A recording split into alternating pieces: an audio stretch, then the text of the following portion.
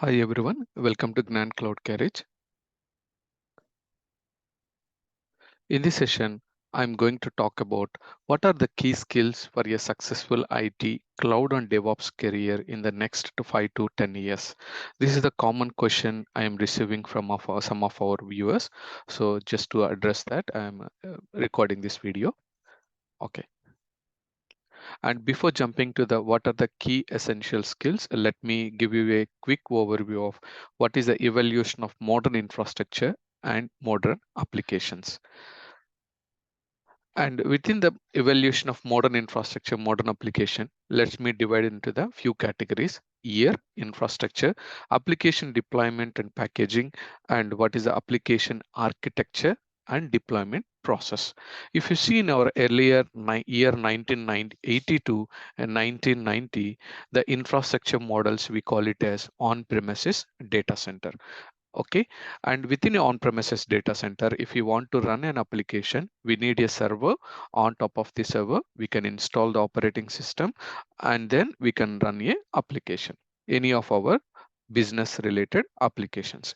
This server can be either tower server, a rack mount server, or blade server. Okay, any of the form factor. On top of the servers, we can install the operating system. Even the OS also, we have a different flavors. We can install Windows operating system, Linux, Solaris, any other OS platforms. On top of the OS, we can run our project related applications. Okay, and this is how application deployment and packaging. And this architecture, application architecture, we call it as, because there's an application running on one server only, it is called it as monolithic architecture. Okay, and the deployment process during this era, we call it as waterfall model. If you see, the model is like a waterfall. The drawback in this model is, if you want to do any modifications or changes, we cannot roll back. That is the disadvantage. So to address this, later on in year 2000 to 2009, the infrastructure has been evolved. We call it as hosted infrastructure, and in other words, infrastructure as a service. Infrastructure as a service means, even though our customers do not have data center, they can run their application, use their infrastructure on any of the customer environment. That means it's like a pay as you go model. And during this era, our infrastructure is changed to the hypervisor virtual infrastructure. And within a virtual infrastructure, we have to use any hypervisor platform. Virtualization means it is a technology. It allows you to transform hardware into software. That means whatever the hardware components we have, CPU, memory, disk, and NIC, these hardware components become as virtual component. We are creating a virtual machine. So virtual machine means it looks like a physical machine, and it is a software generated machine. Within the virtual machine, we have virtual CPU, virtual memory, virtual disk, and virtual NIC card. And whenever we install the operating system on virtual machine, we call it as guest operating system. Within the guest operating system, we can run the application. But compared to physical server and virtual machines, we can use our hardware, better hardware utilization. Even infrastructure cost also reduce. One best example is, let's say our requirement is 10 servers. In before era 1980 to 1990, for 10 servers, we need to buy a 10 physical servers to run the 10 applications. But when comes to the virtual infrastructure era, we no need to buy 10 servers. Even though if we have a high configuration of 3 servers or 2 servers, we can configure 10 virtual machine, and we can reduce the 8 servers cost. Even if you use the 50% of hardware, 5 servers also, we can able to reduce the 5 servers infrastructure cost. That means the infrastructure cost is reduced, and we can utilize the virtualization for better hardware utilization, and it will also be flexible to move from anywhere to anywhere. That is the advantage. That is the reason most of the infrastructure, they moved from physical server to, they migrated all their application workloads to virtual infrastructure. Okay, and during this time, what is this application architecture is, we call it as tier based architecture. N tier means you can configure 2 tier, 3 tier, or any of the n number of tier applications. One example, 3 tier application architecture, we can create a app virtual machine, web virtual machine, and DB virtual machine. And during this time, this deployment process, we call it as a agile model. Okay, it is like a circular model compared to waterfall. Whatever the challenges we have, those challenges address in the agile deployment process. And now the latest one is from year 2010 to present till now, we are using a infrastructure. This infrastructure is evolved to a cloud infrastructure, not like hosted infra.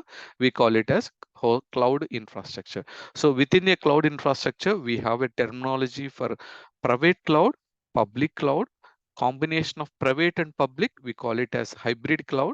And if the customer is using a multiple cloud environments, we call it as multi-cloud. Okay, that is the infrastructure nowadays all the business models and customer IT infrastructures are using. And during this infrastructure, the application, even the virtual machines also, they started migrating the application from virtual machine to they are started migrating to containers. That means applications, we call it as containerized applications. And architecture, we call it as microservices architecture. And how we can develop the software within this container application is the process is mainly the best practices we are following is a DevOps model. Okay, that means collaboration of development team and operation team. They're working together and develop the softwares. Okay, why I explaining this evaluation of modern infrastructure and application is just for our quick understanding. Nowadays whenever you attend for any customer engagement or any of the business models, if you notice most of the organization they're running within this layer, third layer. So organization already moved to cloud infrastructure, they are started using container application, and the architectures they are using is microservices architecture. And to do the day one day two operations, they are following a DevOps best practices. Okay, even DevOps also it's evolving. It's including a DevSecOps, development and security operations, and even AML workloads also using a DevOps model. Okay, so now we have some idea.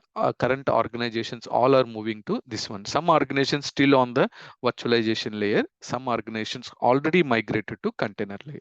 But as a technical consultant or any of the, if you are in a administration background like operation role or development role, we must and should have all these skills.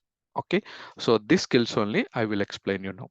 What are the key skills for successful IT, cloud and DevOps career in the next 5 to 10 years? So if you want to survive or sustain within our IT infrastructure roles, and we need these skills, these are the key skills. Okay, the first one is Linux. I given as any one operating system skill, but I just pick the best operating system is Linux as of today. Okay, even if you are coming from a Windows background, better start to upgrading to Linux skill. And another one is Git. So this is also we required for a second skill. And the third one is cloud. Even the, as I mentioned, cloud, we have different models of cloud: private cloud, hybrid cloud, and also the public cloud models.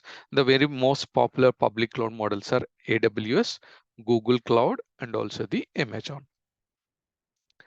And containerization, as we know, the most popular containerization is Docker. Okay, not only Docker, we also have Podman, but most of the organization highly used product is Docker. Okay, and the whatever the challenges we have in the containers, all these container challenges addressed in the Kubernetes. So Kubernetes is a container orchestration platform. So this Kubernetes also most popular.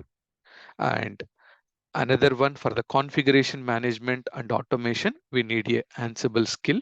Okay, Ansible generally it's a open source. If you want to use enterprise grade product, we can use Red Hat Ansible automation platform. And another one, infrastructure as a code, the best known product is Terraform. Okay, and last but not the least, we need a scripting knowledge. Okay, so scripting knowledge, I just picked the most highly used product, which is Python. Not only Python, if suppose if you are using a shell scripting, PowerShell like Go language, any other scripting knowledge also, it's a value added. But based on my experience and also the I discussed with some of my colleagues, and also the based on the discussions, I just customer conversation, I just to finalize that these are all the important skills for our cloud and DevOps career.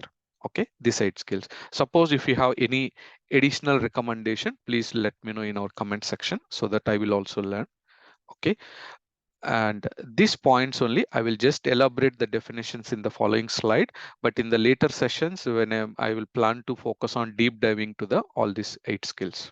Okay, and why the Linux enterprise valuable across various roles in IT.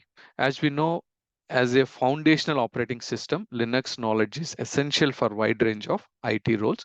Linux is an open source operating system. It's a free kernel that forms the basis of numerous operating system distributions. As we know, we have RHL, Red Hat Enterprise Linux, Ubuntu, Fedora, CentOS, Debian, and more. But normally in the test environment, we can use the free or open source operating system. But when it comes to the production environment, we recommend to choose enterprise grade operating system. One of the most popular enterprise grade operating system is Red Hat Enterprise Linux. Okay. And another key question is, what makes Git a foundational skill? Generally, whenever the software developer they start writing the code, they have to maintain some version control system. So Git is a distributed version control system designed to track changes in a source code during software development. It allows multiple developers to collaborate on project by recording and managing changes to the code base over time. So Git helps team work together efficiently, track changes, and maintain a history of code modifications, making it a cornerstone tool in modern software development workflows. So Git enables collaboration through remote repositories hosted on platforms like GitHub, GitLab, or Bitbucket. And developers can push changes to remote repositories and pull changes from others. So it's not only limited, the Git skill is limited to GitHub, GitLab, and Bitbucket. Even we can also use Docker Hub, hub.docker.com. Even using the Docker Hub also, we can run the Docker images, pull the Docker images, and push it to our internal private repositories as well. Okay, but as a software developer and the solution architect, we should have a skill on the Git as well. Okay, and another third skill is, as we know, cloud. So within the cloud, why is proficiency in cloud platform important? As we know, most of the organization already migrated to cloud infrastructure models, but within the cloud infrastructure models there are a different types of cloud. So cloud computing can be deployed in different ways, including public, private, hybrid, and multi-cloud models. When it comes to private cloud, cloud resources are owned and operated by third-party provider and made available to the public. So as we are aware, public cloud, most popular public clouds are AWS, Google Cloud, and Azure. Even nowadays, IBM also releasing IBM Cloud, Oracle Cloud, Alibaba Cloud. They are other public clouds, but the top three are within these three.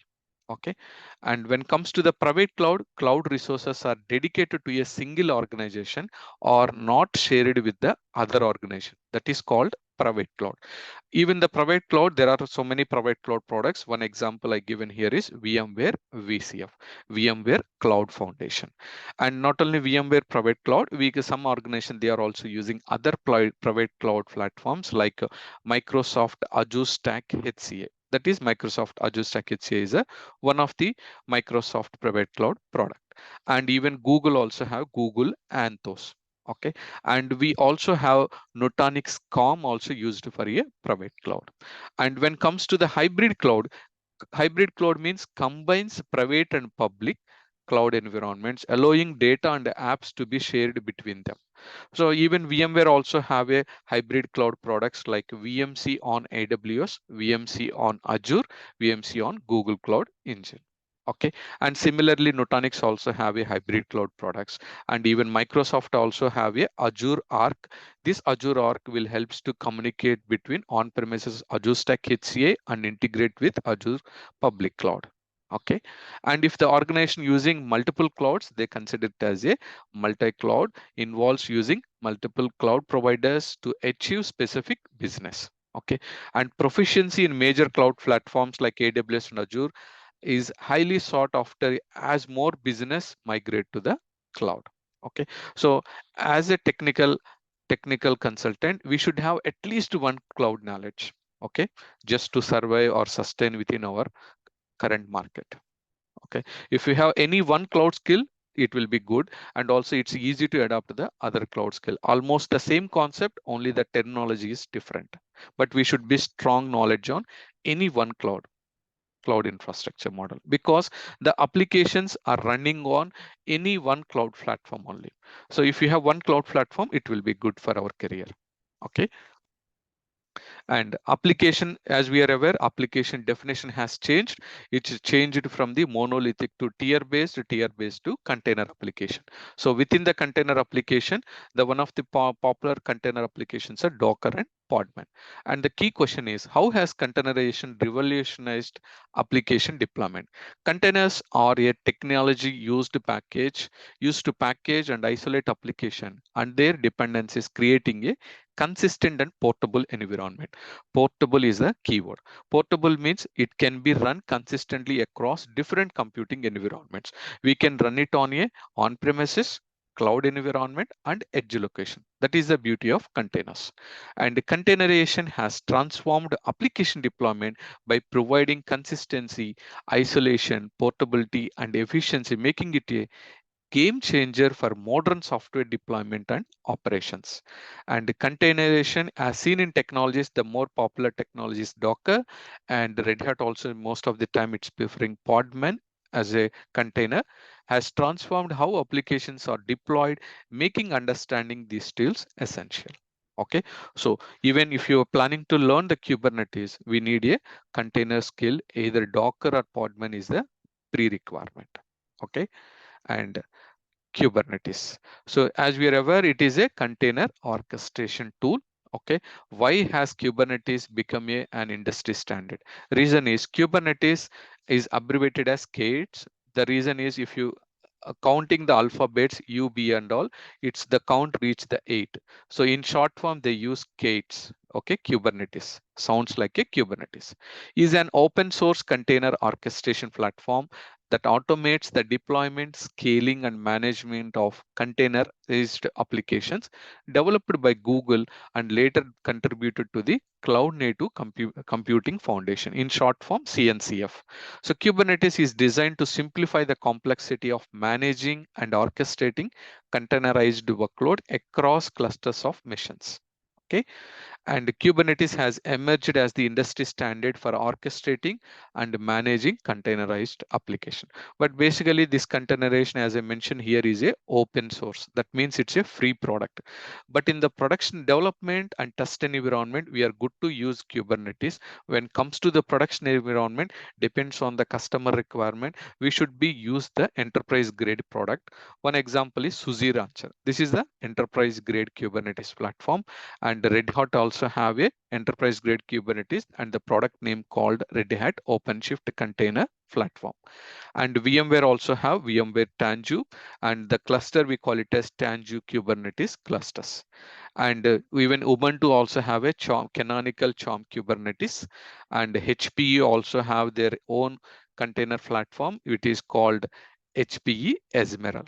Okay, and we also have public cloud level. Each public cloud have their own container Kubernetes platforms, like Amazon have Elastic Kubernetes service, and Microsoft have Azure Kubernetes service. Google have GKE, Google Kubernetes engine. But in the production, if you have a Kubernetes knowledge, it's easy to adopt any one of the enterprise grade Kubernetes platform. Okay, and which enterprise product you are using later, you can let me know in the comment section. Okay. And another key skill is Ansible. So what's the role of Ansible in the IT process?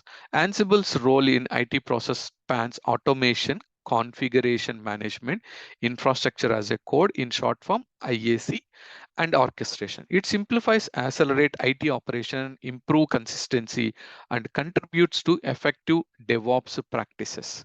And Ansible is an automation tool that simplifies IT operation by enabling the management and configuration of systems, applications, and infrastructure through human readable playbooks, Ansible playbooks. It agentless architecture declarative approach, and versatile modules make it a powerful choice for automating a wide range of tasks. One example use case is, let's say I told about one enterprise grade Kubernetes platform is Red Hat OpenShift. Let's say there is a customer requirement to deploy a Red Hat OpenShift clusters. We need a minimally 4 Red Hat OpenShift clusters. To deploy 4 clusters, normally one cluster it will take on around 1 hour time. To deploy 4 clusters, 4 hours time. So instead of spending 4 hours, if you integrate your Red Hat OpenShift with Ansible platform, so that we can reduce our manual intervention task. So when you run one Ansible playbook, it will deploy the Red Hat OpenShift cluster automatically. Okay, that is the beauty of Ansible platform. It's not only for day one implementation task, it will also do the day two operation task as well. All the day one and day two tasks can be automated using Ansible automation. Okay, and another key skill is Terraform. So Terraform is, why are the infrastructure as code tools, IAC tools like Terraform crucial? Terraform is important because Terraform is one of the leading IAC tools that enables users to define, manage, and provision infrastructure resources using declarative language.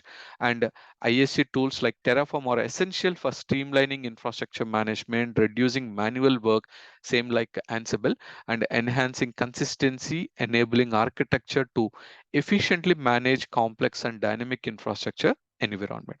Okay, even some of the scenarios, we should also use combination of Ansible and Terraform. Okay, and last but not the least, last skill is scripting knowledge. So how do we scripting language empower IT task? As we know, scripting is definitely needed. One most popular scripting these days is Python. Okay, and finally, what's the key to ensuring a successful professional journey? So the key solution is continuous learning. Okay, and adoption to the industry trends will enhance our professional journey. Okay, hope you understand the 8 key skills. That's it for today. Thank you. If you're watching this video first time, please do view, like, share, and subscribe to the Ignite Cloud Garage channel. If you're already subscribed, I appreciate all your support. Bye for now.